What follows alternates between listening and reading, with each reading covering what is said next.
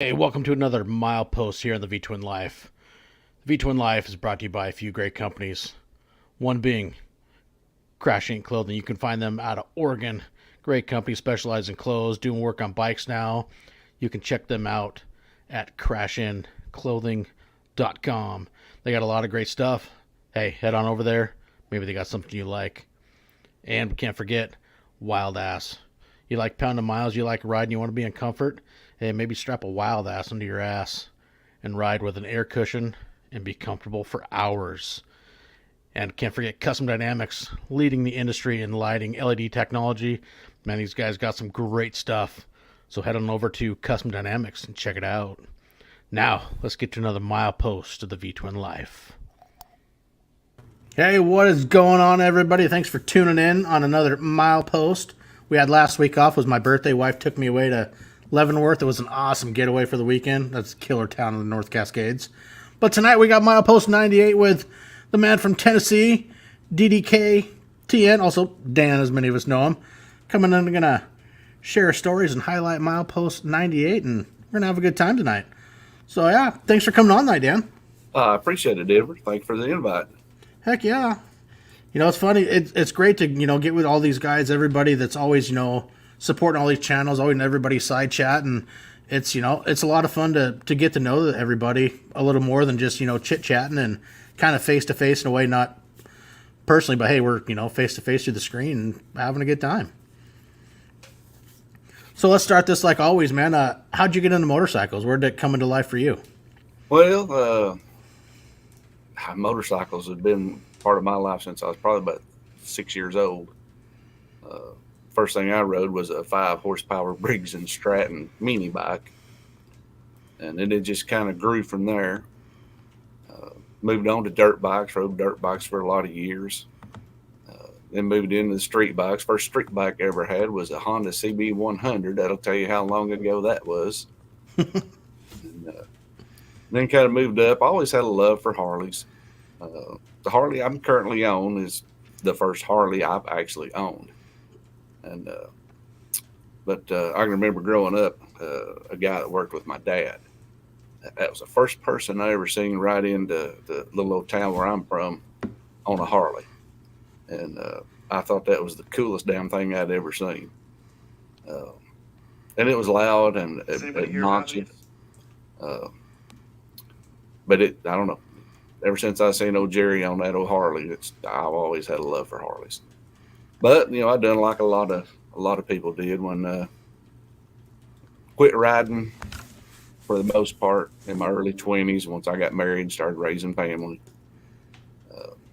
Once my kids were out of high school and in college, kind of eased back into it.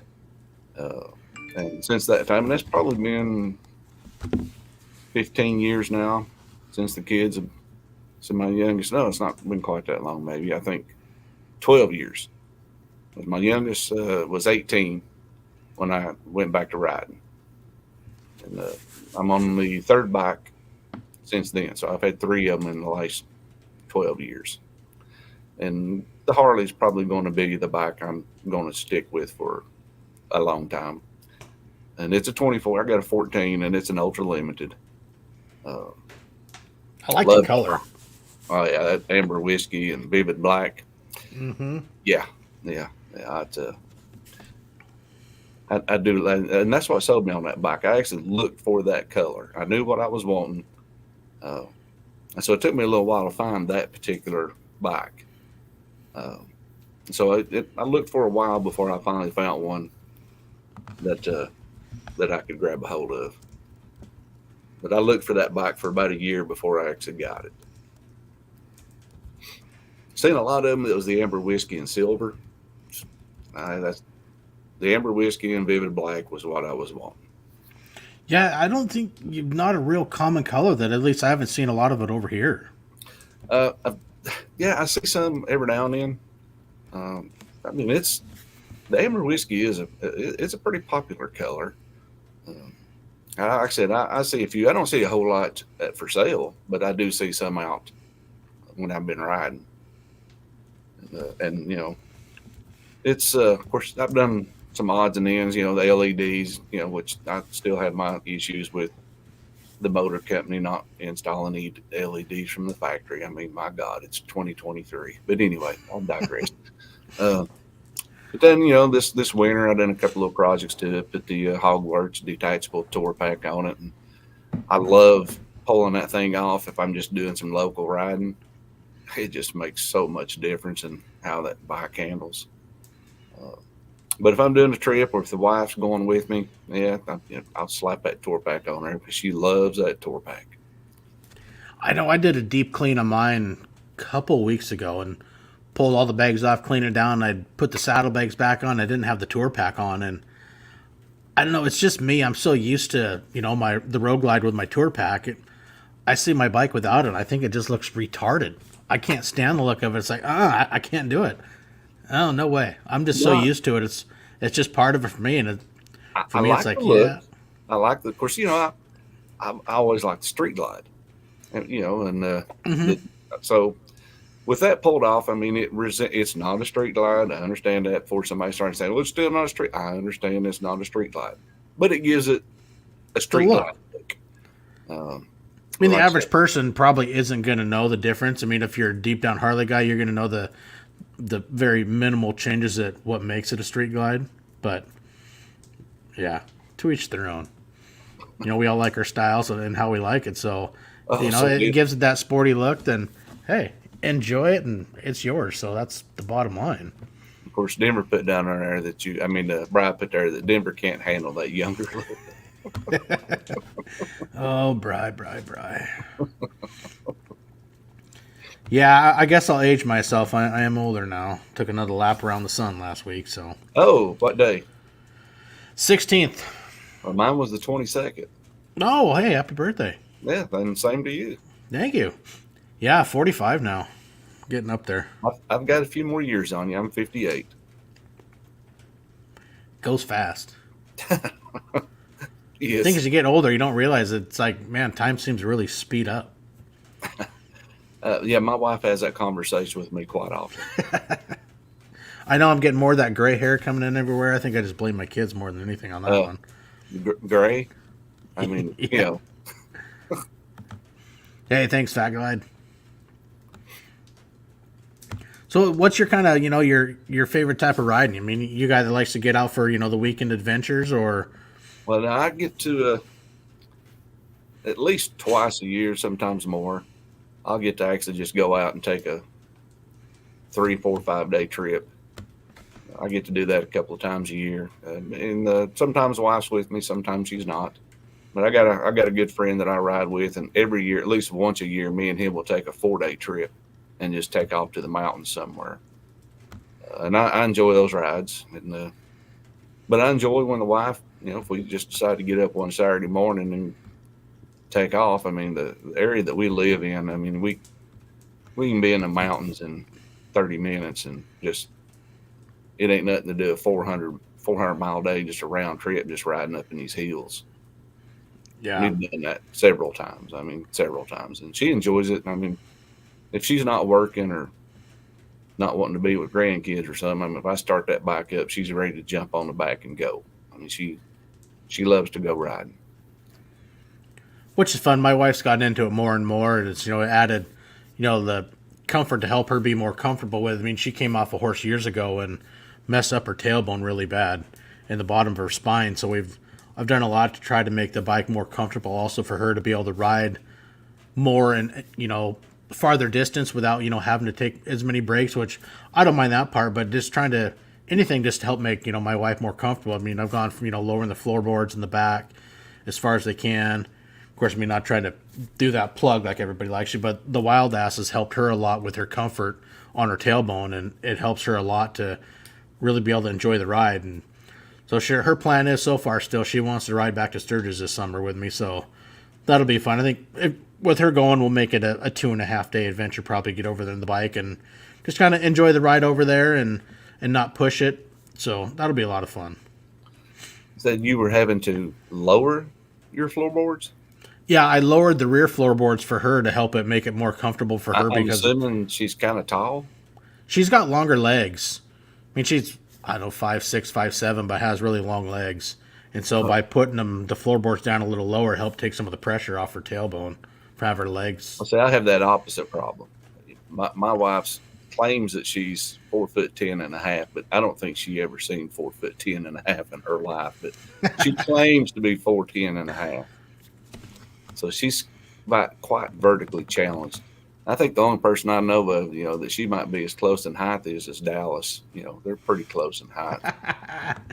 Got to give a shout out here to Wrench Bender Nick, because I've been having some electrical gremlin going on, and actually thanks for his diagnostic skills from 1,100 miles away, actually helped me fix my electrical gremlin that came in yesterday when I lost all my brake lights and blinkers, and they all quit working. And I did as much as I could, but thanks to his skills of being able to read schematics and our far better knowledge of electrical systems than I do, because me and electronics, we don't get along.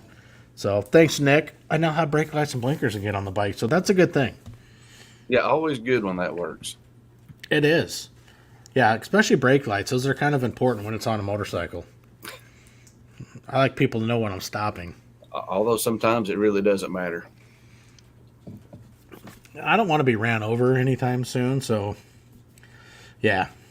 Yeah, but I mean, I've seen people where they light up like a Christmas tree and still get rear-ended. This is true, but valid point. I still just feel a little safer for me, One of those things. So call me weird. Yeah. I mean, I got lights all over mine. I definitely want to be seen as much as I can. Yeah. Yep. Very true. Don't mind me. I'm just knocking shit over at the bar here. Making a bunch of extra noise. So what's one of your favorite places that you guys really enjoy to ride in your area that's one of your go-tos? Oh, man. The Blue Ridge Parkway. Just phenomenal. The Shenandoah Valley, which goes up it's through Virginia, ends over in not Manassas, but Front Royal, Virginia is where it ends. That's another phenomenal ride. It's, the Blue Ridges, that's probably my number one ride that I love to go on. I've rode the Blue Ridge, I don't know how many times, countless numbers of times. And it's a blast every time I go. Almost to the point I know the curves that's coming up. And, I think that helps in a way. I mean, you can be more comfortable. You kind of know the road, but I got to imagine. I mean, I've seen a lot of pictures, especially when it comes to fall and the season's changing. It's got to be just absolutely gorgeous through there. Oh, it's amazing.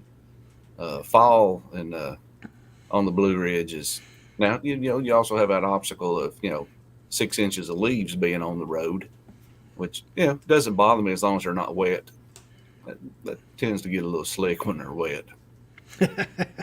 I can imagine. Yeah. I mean, we get that up here. Some of them side roads, all the leaves coming down with the change of seasons. It's definitely got to, add a little bit. Got to know your surroundings, what's going on. Definitely pay attention to the road for sure. But other than that, I mean, just locally, I mean, the Blue Ridge. It takes me even to get to the Blue Ridge. That's about an hour and a half ride to pick up the Blue Ridge from where I live. But I mean, I can ride half hour about either direction of my house and be in some of these little Appalachian ridges and foothills. That's awesome. And like Ray's Moto Life up where he lives. Mm-hmm. He lives, I don't know, about an hour west of me in Tennessee, and he's the same way. I mean, he can walk out his door and jump on his motorcycle, and within a mile, be in a national forest. So I mean, it's some great riding, and I rode up there with Ray's. It was some good riding. Yeah, we got that down here. I mean, I can take off like down 101. I can ride down the area called Hood Canal, which you're riding through the the national forest. You're kind of a couple areas you're really close to Olympic National Park, but you're riding right at the foothills of the Olympic Mountains. I mean, it's like for me, I'm fortunate. I can look out my front window, and I live at the base of the Olympic Mountains. So you can ride around the park, or for me, it's like I could head east towards, place I don't live, Seattle, and get north of that area. And I can be in the Cascades in 2 hours. Yeah. Fuck Seattle. But yeah, that's the fortunate thing over here is, I can go from one mountain range and there's so many different side highways. And it's like, man, I can, take off. You can ride the southern parts of the Cascades, northern, and there's so many different loops a guy can make. It's like, how long do you want to ride? And how far. There's so many different passes. You can make so many different what they call cascade loops, and man, go for a great burger somewhere and enjoy the road and scenery. Riding like for us, you do White's Pass to Chinook and ride around Mount Rainier, which is Mount Rainier, just absolutely beautiful. It's what 16,000 feet, I think. But especially in the summertime, it's absolutely freaking amazing. That's a great fun ride. Yeah, well, the area that you're living in, of course, now right up above you, Dez was out there last year. Seen some of her video of that glacier. Oh, Glacier's a little bit. That's about 700 miles east of me. Oh yeah, but compared to where I'm at, Oh yeah, yeah. And some of the video that Dez put out on that made me want to put that on my bucket list. Oh, Glacier's beautiful. I mean, the going to Sun Road, Flathead Lake is another amazing place up by Glacier, and Montana has so much beautiful land. I mean, I've explored some of it. There's a lot of it I haven't seen, but there's a lot of places I do want to venture to get over and see more of it, because it's, a lot of people like to say, man, you get to some of those areas, it's God's country. It's phenomenal. Yeah.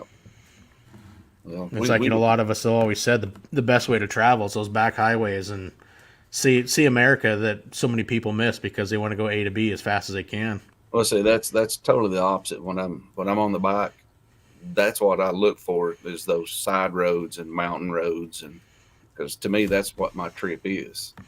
That's what I tell the wife all the time, that it's not where I'm going when I'm on a bike trip. It's the roads that I'm riding to get to that location. That's the part that I'm enjoying. Or, another fun, great way that I love, it's okay, cool. I'm going to ride I live, say from where you're at, you pick a destination 800, 900, 1,000 miles away. I'm going to be here in 2 or 3 days. Now I'm just going to enjoy the roads, and I'm just going to slowly meander my way, whether I go north, south, and the east, and the west, and zigzag.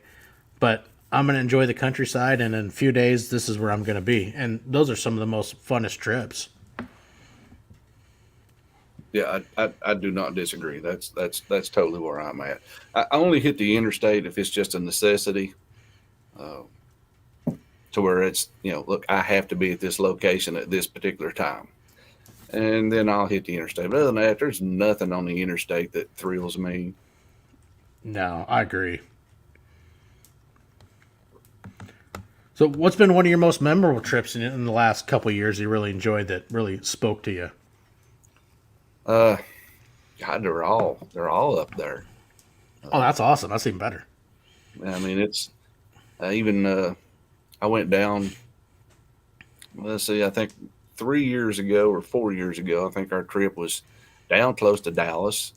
Like we was talking about earlier, we hit the Natchez Trace out there close to where Dallas is from, and rode it down into Mississippi and Alabama.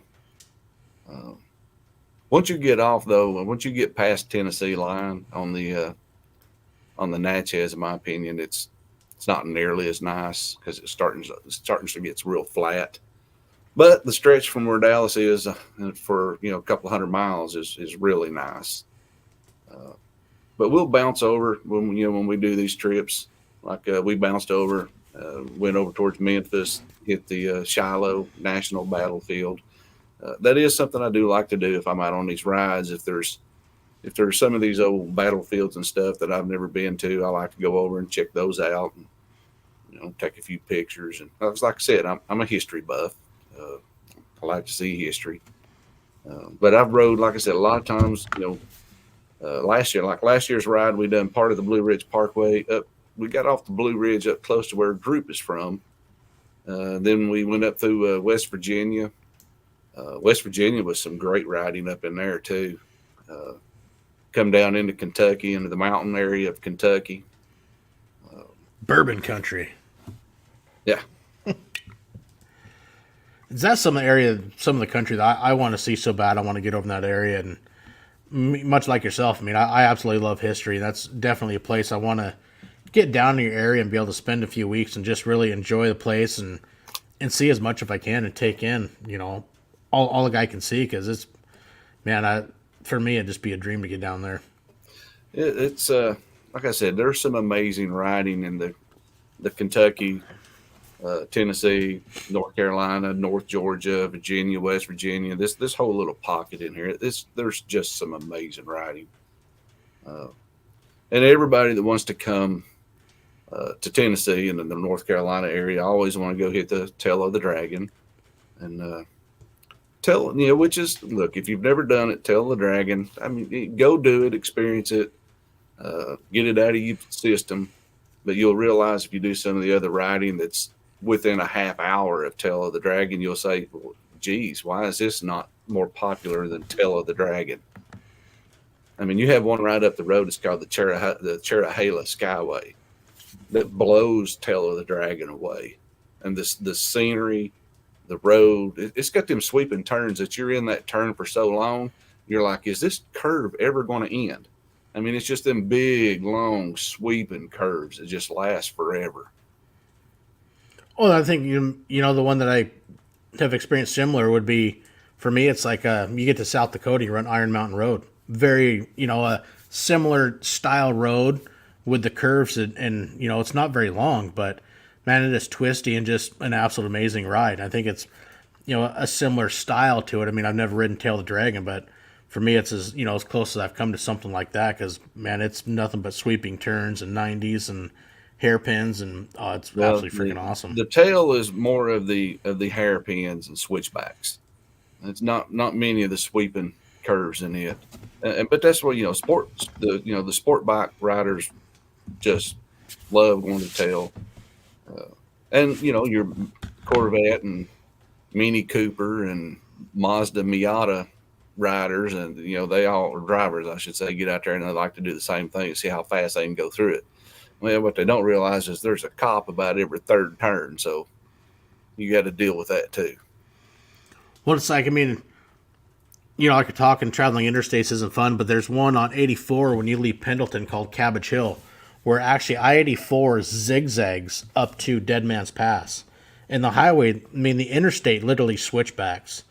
For about a 6-mile ride, it is absolutely a blast on a motorcycle. When you're, for one interstate that I can say for a short bout that's fun, is I-84. It is a fucking blast on a bike. In a truck or something, it's nowhere near as fun.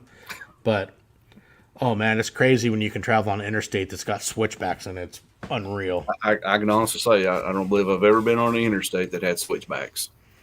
Yeah, I think, well, Springer Mike and him, they've been through that area. I think they could comment about going up Cabbage Hill in 84. It is pretty impressive for an interstate ride, and I have enjoyed that small stretch a few times. Amazing lookout. You get up to the top, you got a killer view of the whole Pendleton Valley and shit. It is a very cool freaking area. But that's about the only fun thing on that stretch of highway. The rest of it's pretty desolate and it's boring. But yeah, I don't know. What do you expect for an interstate? Well, true. Yeah. So what kind of other goodies, I mean, besides your, the tour pack you've done to your bike, you done much else to your ride? As far as LEDs and stuff like that.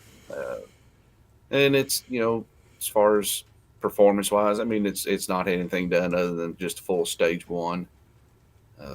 I thought there real hard a few months ago about doing the 110 conversion kit on that thing. And the more I thought about it, I was like, I just don't think I will. I mean, that's a bike that I don't have a second bike that I ride, so I want this one to be dependable. So I about changed my mind on that. I think I will end up doing the stage 2 because I would like to do cams. Because I mean, it's a 103 twin cam, so I would like to at least do the cams. And now that Advanblack has decided they'll start doing two-tone, now I'm lusting over fenders and stretch back, and, tank covers, and Corey's asking what cams. Well, Corey, the two I keep going back to is the S&S MR103 and the Andrews. Can't go wrong with S&S. No, I like it. Just put like this: if I crack that cam chest, it's going to get an oil pump. It's going to get a cam plate, and that's going to be S&S. That's definitely what I would put in there. But as far as the cams, it's the 103 S&S, and the Andrews 48. I keep looking at it. Go They gear drive. do what? Get rid of the go gear drive and get rid of the cam chain tensioner. Well, the only problem with that is the run out. I mean, I don't know what the run out on is at now. Uh, I mean, if you're, you got those certain specs, and if you're borderline on your run out now, how long is that going to last once you put those gear driven cams in before it's out of spec, and you're going to damage an engine, or you're going to tear it apart and fix that crank. So you have a little bit more leniency when it comes to the chain. You do. I got rid of the chain on mine. The chain went at, well, I mean, I shouldn't say the chain broke or went, but got rid of the cam chain at 55,000. Went gear drive, and I don't know. For me, less things in a way to go wrong, but I mean, I can understand, the other side of the run out. I get that. It's just, I don't know. I've had some friends that have bad luck with the tensioners. And it's like, to me, it just, I don't know. It's like, gear drive just in a way seems not a bad idea. But everybody has their own opinion. That's the whole thing is, what somebody else does to their bike doesn't mean that, you want to go that route on yours. And like I said, that's all part of making it yours. I don't have anything against either way. But like I said, it would come down to, what's the current run out? If it's, 3,000s or something, that's, it's, or, I think 10,000s is the max or something like that. Mm-hmm. I can't remember off the top of my head. Yeah. I think 10,000s is the max run out. So, I mean, if you're nowhere near close to being the max, then I don't think you'd have any issues. But if you're up there close, you don't want to do it unless you want to go ahead and rebuild that crank. Yeah. Got a point. Bottom ends can be expensive, but yeah. Well, I still dream of the S&S 111 someday. One of these days, maybe. Well, if you're going to dream, you might as well dream big. That's right. I think Bry's going to get a 157. Yeah, he's looking at it. He's waiting until they come up with the 169, then he's going to hit that shit hard. Yeah, once it, you mentioned 69, so yeah, put a 1 in front of it, I guess it makes it better. Yeah. I know I got a buddy that runs him. He's got a 124 in his roadglide and S&S. And last summer, he blew by me on a run. I mean, we were right at about 100, and that guy left me like I was doing 30, just gone. And when he was over, I mean, I'd never met him in person before I did the Moss Over Mountains run, and I seen the S&S on the jug, but the next gas stop, I'm like, all right, Colin, what the fuck is in that? Oh, yeah, it's the 124, and he'd done a bunch of goodies, and you say it was dynoed at 154 at the rear wheel. And that bike would flat haul ass. Like, Jesus. It was ungodly. Well, but man, did it sound amazing, and it would go. Torque is more of what I'm interested in. I'd like to have a little more torque. Yeah. I could care less about the horsepower because, you're not getting into the horsepower range unless you're up there in, 5,500 RPM range at any length of time. And that's not where I'm right. Oh, me too. And that was the thing I was asking about. He's like, oh, it's fun if you want, hooligan around, just be a dorky. He's like, tell you what, he goes, if you wanted the platform, he goes, don't ever do this if you like touring. He goes, the 111, he goes, they have a mild build one with a mild cam. He goes, it would be ideal. He goes, don't even think about going the shot. He goes, it's not what you need for touring. He goes, it's fun just to be a jackass and have fun on this. He goes, that's about what it's good for. Yeah. But it's like me, I got a 95 with the stage 2 cams and, the goodies in it. And like I said, I'd rather take my bike. I mean, everybody has their own thing. Guys want to build them up in bigger numbers, more. Hey, that's great. I'm with you. It's like I want a good amount of torque if I want to roll on, get around some cars. But I like the longevity side of it. Just a mild build, let it breathe a little bit better, a little more fuel, let the motor run at, its ideal operating environment, and still have that longevity, just be able to enjoy the road and still tour on, and have a touring-friendly engine that's still going to have its economy, but going to give you that little bit of oomph that you need when you want it. And that'll work great for me. And mine does. And perfect. That's where I've circled right back around to, was that's the reason why I've backed off of thinking doing that 110 conversion is just doing the stage 2, because I do want a little more torque. Uh, and that's the same thing, it pisses me off. I got, the buddy I ride with, he's got like I think his is an '07 CVO Ultra, and it's got the 110.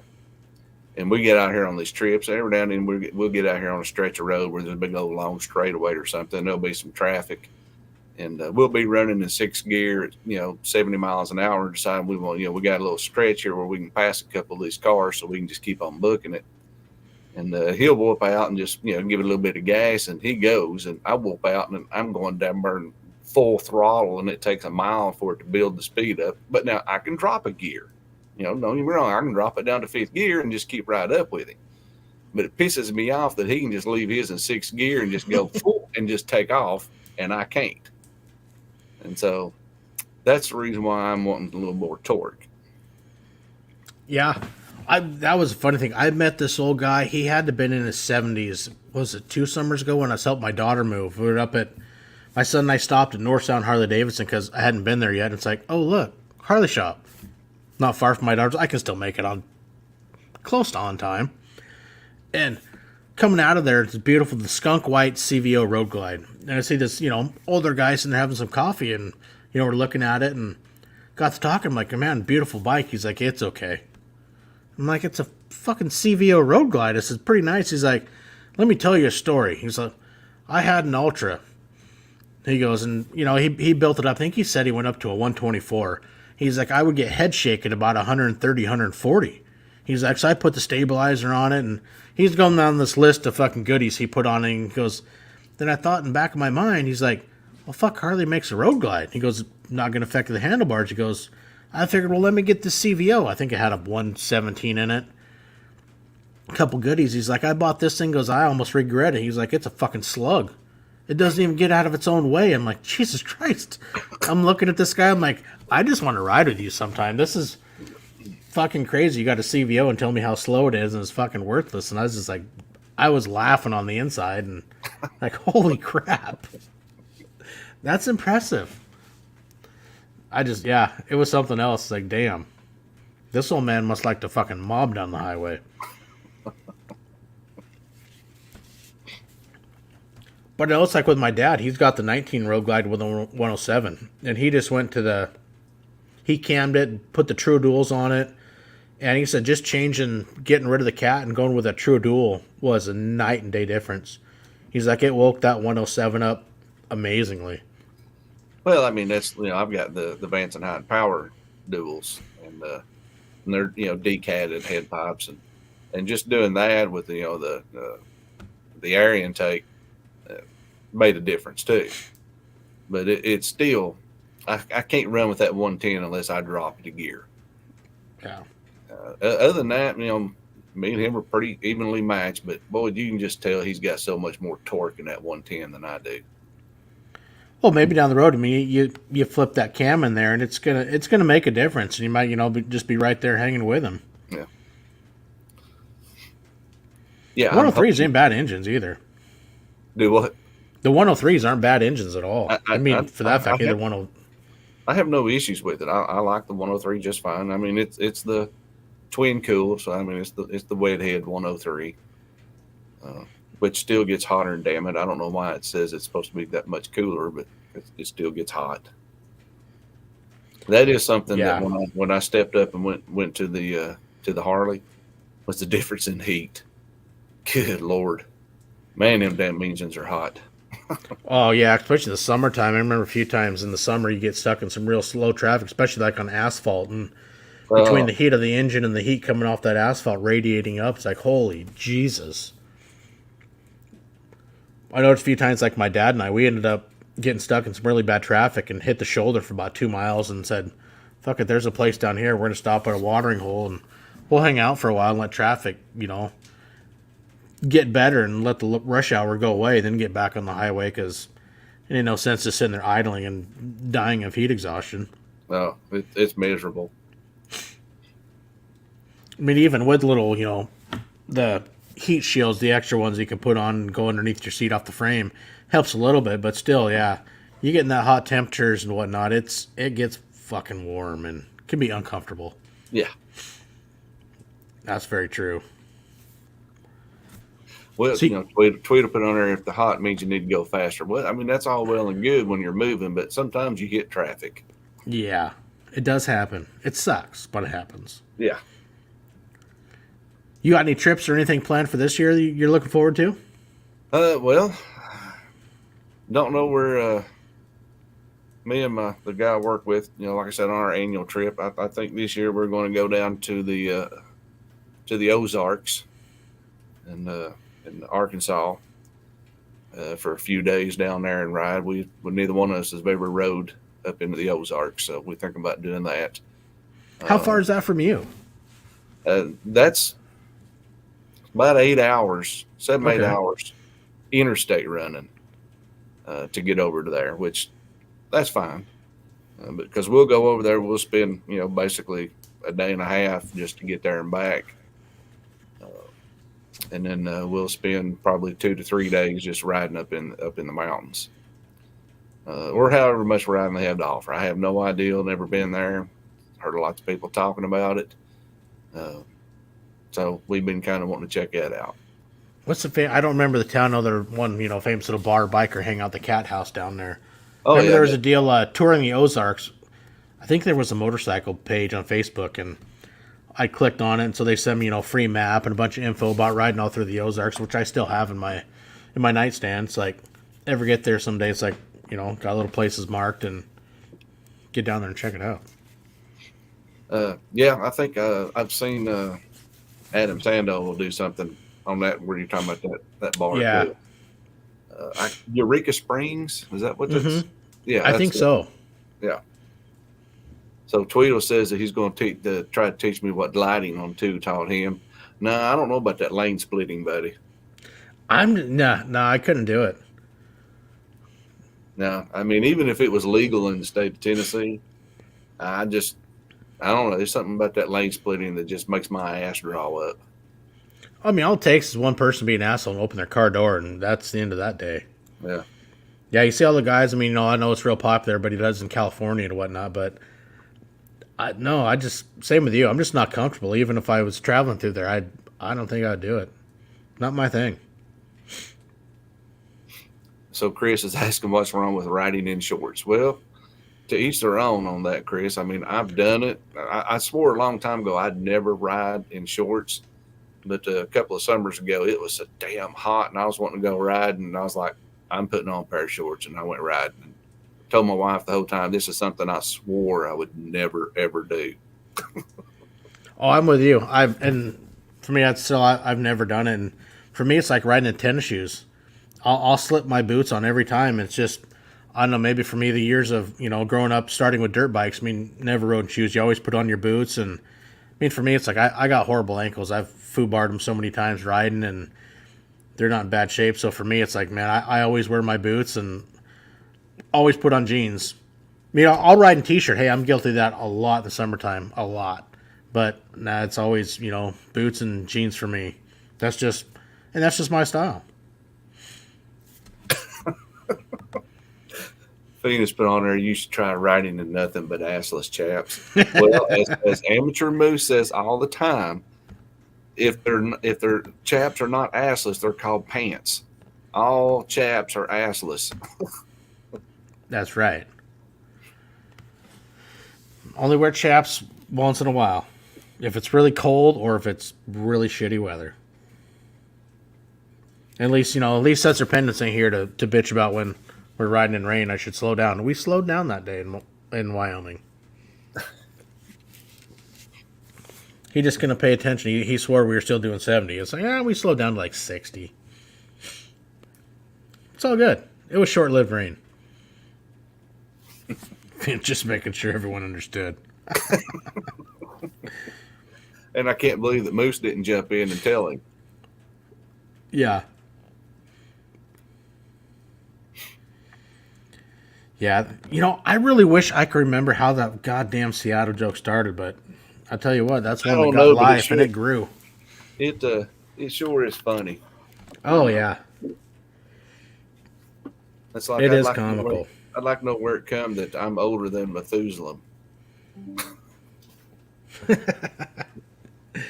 Oh, good times. Oh, here's Moose. What's he got? Yeah. It's right. Topher has a specialty assless chaps because his pants are assless too. Oh man. Bri, please don't let that joke ever die. Yeah. I sort one of these days I'm just gonna have to go to Seattle, hang out over there somewhere, and just do the podcast from the ferry or sitting down over there, so I'll get the Seattle skyline in the background and just hang out in Seattle. Shit. I don't know what's worse, hanging out in Portland or hanging out in Seattle. Oh Jesus, that's a good point. Because they're both a couple fucking shitholes now. Portland's gotten bad. I don't know. It might even be worse than Seattle. Yeah, Portland's gone downhill. I know. Thinking 2 weeks, I'll be going down. Well, I'm gonna take. You go through Portland, you can take I-5 or you can take 205 and kind of go around the outskirts. And every time I've been that way, I take 205. But long as weather works out right, I'm going down to Crash Inc. World headquarters and gonna spend a weekend down there soon and do some more upgrades to the bike and put on some new front forks and all new front suspension. That'll be nice.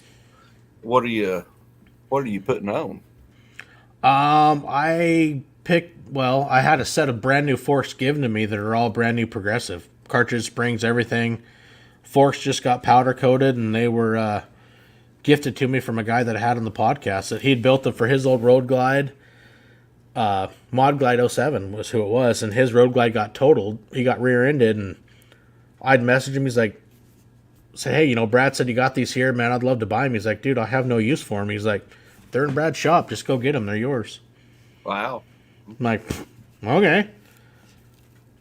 So hopefully weather's I was gonna try to go down there this weekend, but they were getting off and on snow down south of, because Brad's in Dallas, Oregon, about 45 minutes to an hour south of Portland, and weather down there sucks. So we're shooting for 2 weeks. I'm gonna head down there on a Friday and do everything, swap everything out on Saturday, and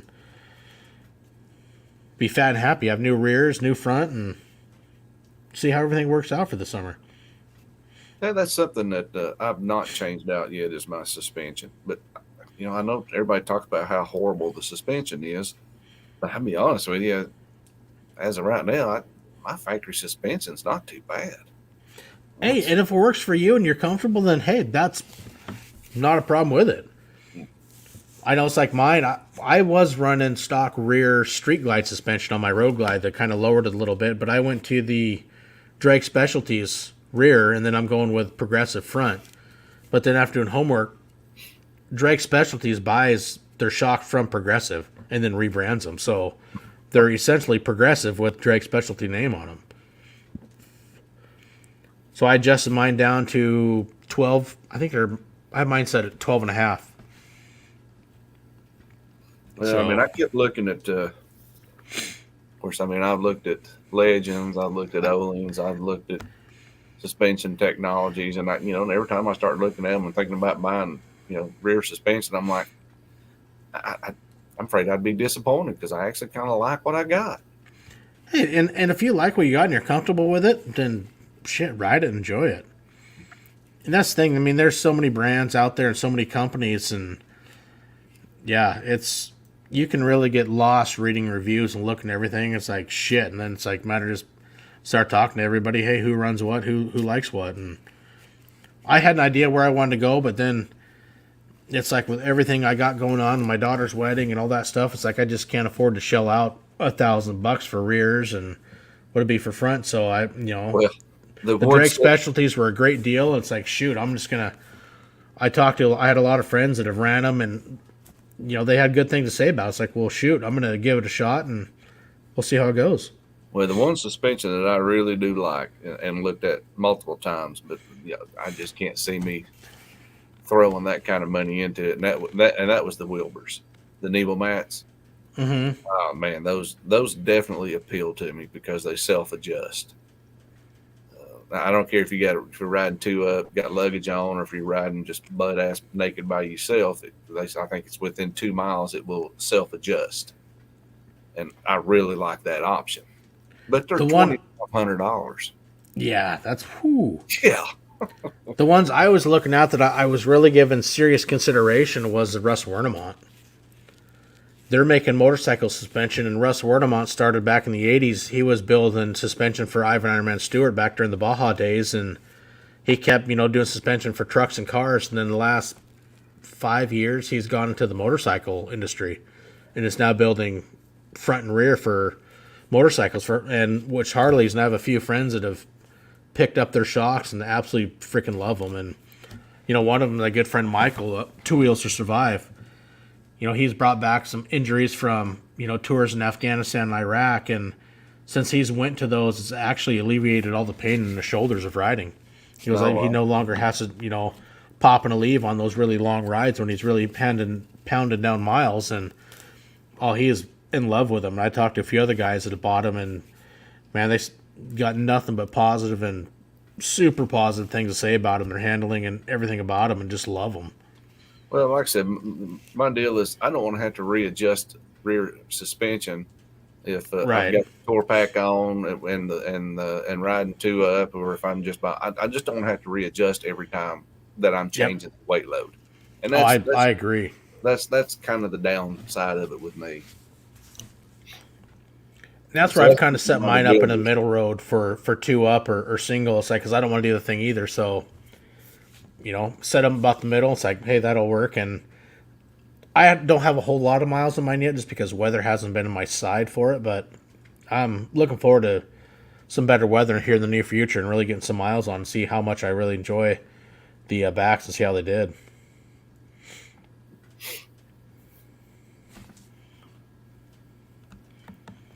What's Phoenix got here?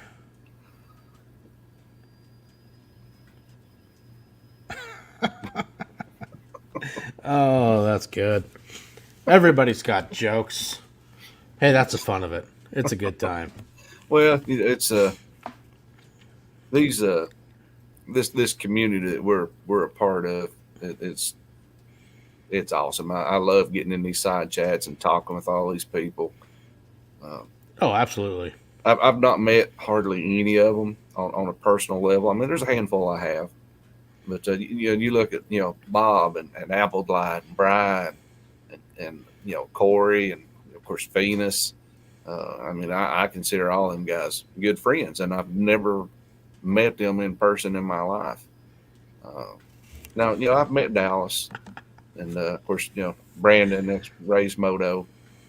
Of course, Droop and NC Crimson Light and Sandman. I mean, I've rode with all those guys and Tweedledee and have enjoyed when I've met them. I mean, it's when you see them in person, it's just, when you see, like you see Dallas or Brandon or Droop or any of them on the screen, that's exactly how they are when you see them in person. And I mean, just, I look forward to meeting a lot of them when we do the Dallas meetup down there in Middle Tennessee. That's like Fat Line and Kelp Fire is going to be there. I look really forward to meeting them. I think Bryce might even, if he's not afraid of getting shanked, is going to show up in Middle Tennessee. And, that's good. I look forward to meeting Bry. Well, that's the same way. I mean, for me, it's like with everybody. I mean, I talked to Bry a lot. We became great friends. Never met in person. You got Wrenchbender Nick and Mike. I've met those two guys, but basically, everybody else in the side chat, it's like we're all great friends because of this community and chat back and forth and always in each other's lives, supporting everybody. And you built a friendship with somebody that you never met in person, but yet you feel like you've known them forever. And it is really cool to be part of this community that we've all enjoy, because we have that camaraderie of we enjoy life on two wheels. I mean, you look at Chris Venus. I mean, he's a person, if you're looking at and you're not talking to him, I wouldn't want to run across him in a dark alley because he's just like a freak looking kind of dude. But, you talk to him, he's one of the nicest guys you'll talk to. Yeah, but he's got these really weird stickers. I mean, what the hell is he trying to say? Well, the person that designed that sticker is just is a sweet person. And Moose, I'm not leaving you out. I mean, we try to leave you out because you're just like an asshole. But he's like the stepchild, yeah, but he doesn't have red hair. Okay, yeah, good point. But he does have, some good looking Bob Seger hair. Bob Seger young, 70s Bob Seger. Hey, that's some damn good music, though. I did like me some old Bob Seger and the Silver Oh, Bullet yeah. Band. Oh, look, Mrs. Monkey just popped in. Miss Monkey. Okay, so here's one, Dan. What about Bruce Hornsby in the range? Who? Bruce Hornsby? Yeah, who? Okay. No, not a fan. All right. No. I'm just curious. He had a couple good songs. That's it. No, not that big a fan. I got you. But look, I have a wide range of music that I like, which is kind of funny. My wife tells me I'm stuck in the 70s and 80s all the time, but and then she'll hear me playing Georgia Boys or the Lax. Oh, now you're getting down. Oh hell yeah! I can get some Lax, the Georgia Boys. Oh yeah, Some old Bubba Sparks. Yeah. Cypress Spring. Yeah. See, my wife will hear me. She'll hear me playing that. And she'll like, "What the hell are you listening to?" Oh, dude, I listen to a lot of that. The old what's my kids call it? Southern hip hop. There we go. Yeah, that's what I call it. It's hip hop. Yep. Yeah. Yeah. Even guys, that's that I talk with on this side chat. If I mention that, are like, "What the hell?" Oh, I just like it. I can't help it. But yeah, I have a wide range of music that I care for or that I like. I mean, and yes, I am old, and I'm old enough to where I actually seen Elvis Presley live in concert. So you got that going to you. Hey, nothing wrong with that. Elvis was a bad son of a bitch when he was younger. God damn! Now I can't think of the group. I can see them all. Hey, Brian, don't be talking about Lawrence Welk. That was a great Sunday night show. And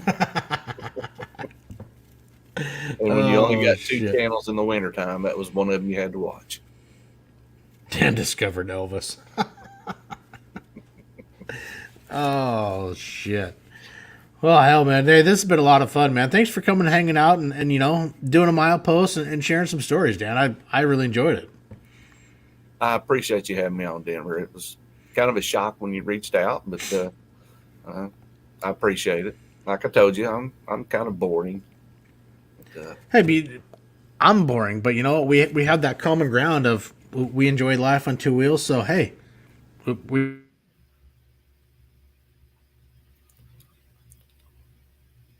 okay. bringing up Bear Supply. I believe your Seattle internet's acting up. It could be. You never know. Damn Seattle shit. So, well, Dan, hey, thanks for coming on and tuning in tonight, man. It's been a lot of fun. I really enjoyed your company and, getting to hear a story and share it around. Hey, I appreciate it, Denver. Hey, thanks to everybody for tuning in tonight, coming and hanging out. Don't forget, hey, if you guys also go to Spotify, leave a review, leave 4 stars, whatever you want to do. Just help keep growing this, man. Everything helps, and want to keep the V-Twin life going and rolling. So next week, we got Milepost 99 coming up, and I'm going to be dropping that guest early next week. So until then, guys, hey, have fun, ride safe, enjoy the open road, and we'll catch you on the other side.